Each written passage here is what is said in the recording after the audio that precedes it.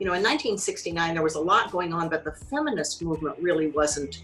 It was just in its very early stages. No one ever thought that, that women were ever going to go to Yale. Let's face it. And certainly not in an African-American family in New Haven. That was just totally unheard of.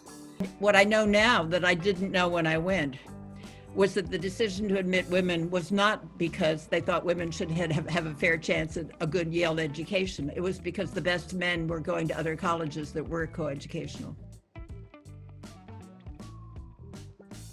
I had visited New Haven with a friend of mine, and it was shortly before Yale announced that it was going to go co-ed, and I was just amazed. So I thought it'd be so cool to be in the first class of women. It was a very exciting time. You felt like you were part of something that was maybe going to really change society. I had an alumni interview in Trenton, New Jersey, after I applied, and the guy greeted me. He was a lawyer, I remember, by saying he didn't approve of women entering Yale. When I was accepted, one of my aunts said to me that my grandfather, and I was a favorite granddaughter, my aunt said, "Oh, my daughter, your grandfather is rolling over in his grave thinking about his granddaughter going to Yale." He was always so pleased and happy about the grandchildren and of me. And she just thought he is like just rolling over with joy that his granddaughter was at Yale. I wish we had done much more to help the women get together, because they were so few of them, and at one point they wanted to put the women in one college so they'd be a sort of, a group. Because there was no place for the women, the co-education classes, for us to meet each other. We were scattered around among the then 12 residential colleges, and we had no place. We didn't know each other. There were not enough women. We were minuscule. As you mentioned, there were, eight Black women in my class, the class of 72. And I also feel lucky. I had a lot of, I had some very close women friends who remain my dear friends to this day. And, we supported each other through all this craziness, and I'm grateful for that. And it's only now, more recently, in the last few years, many years perhaps, that we've gotten to know one another. So that most of my friends, my very close friends from my experience at Yale, were men. What challenges do you believe remain today for women in higher education? And how are the challenges you faced then similar to or different from those of today?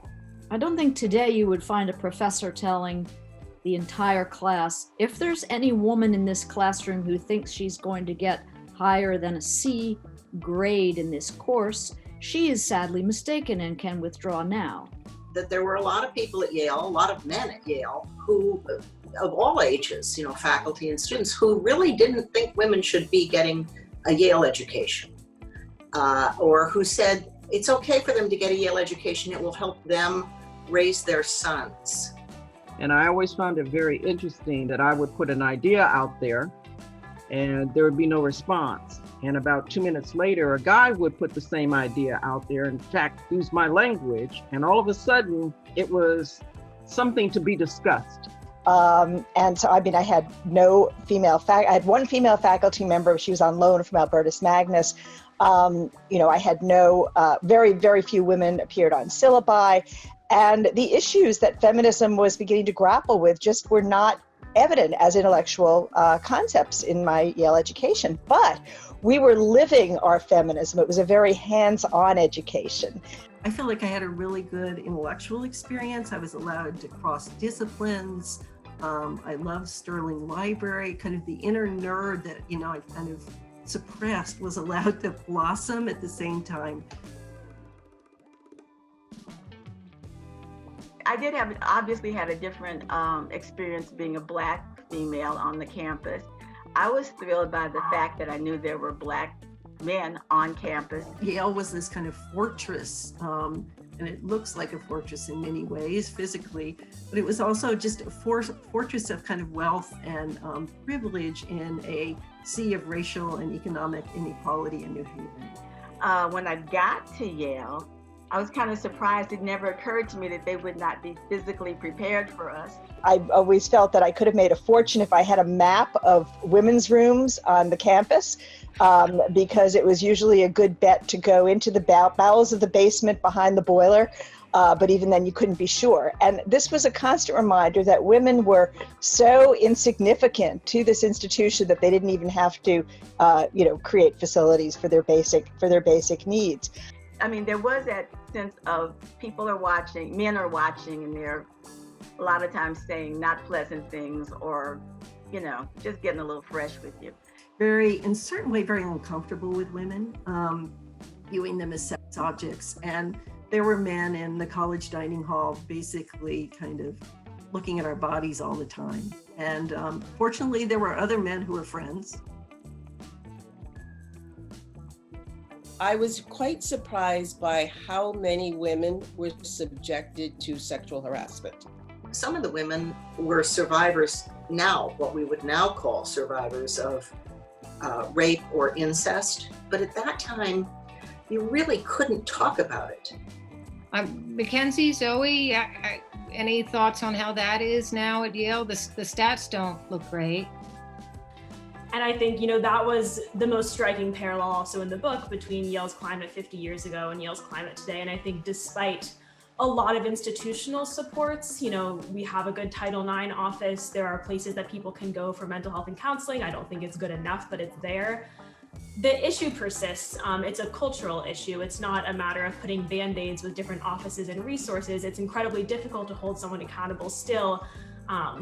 And I don't know what the perfect fix is. I just know that almost every female friend I have at this university has had some measure of experience with a comment or something physical that happened to them. And it breaks my heart, honestly, as a woman at Yale, as a student at Yale. And it's sad to see how little progress has been made on the issue over the past 5 decades. Yeah, my sentiments mirror like yours exactly, Mackenzie. It was disheartening to see that a lot of the same things that I was reading in the book are also things that I encounter with talking to my friends every day and other women on campus every day.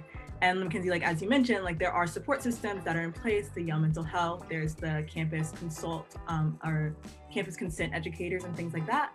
But even on a smaller scale, women of color and Black women especially, this is also an issue that affects us on campus, and there are even fewer resources that Black women feel comfortable going to. So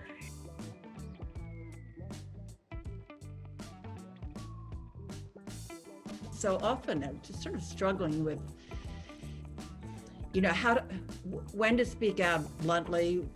Anger was, first of all, I was brought up to be ladylike, so anger was not a comfortable emotion, and that was kind of tough in its own way. And it did not seem to be the useful weapon very often. I think, to make it as a woman in a man's world at that period of time, we're just on the cusp of feminism. You really did have to push yourself. A lot has been written about how awful and difficult it was to be amongst the first women at Yale. And in many ways it was. And we could all have our stories about bad things that happened, but there was so much joy and laughter too.